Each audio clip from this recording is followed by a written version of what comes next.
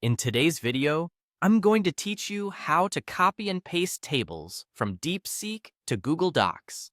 By the end, you'll know exactly how to find your table, select it correctly, and paste it into your document with the formatting intact.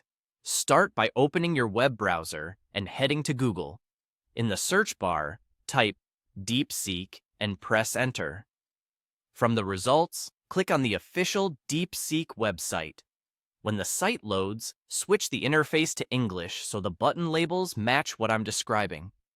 Now, click the button that says Start Now to get into the main workspace. On the left side of the screen, you'll see your list of chats. This is where all your previous conversations and generated content live. Scroll if you need to, and then click the chat that contains the table you want to move into Google Docs. Give the page a moment to load the chat fully so the table renders cleanly. Next, it's time to copy the table. Move your mouse to the very top left corner of the table. You should see the cursor change to indicate you can select text. Click, hold, and drag diagonally down toward the bottom right corner until the entire table is highlighted. Make sure every cell is included.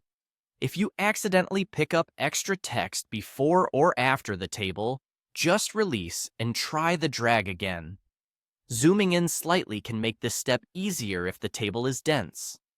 With the whole table highlighted, press Ctrl+C on your keyboard to copy it. If you're on a Mac, use Command+C.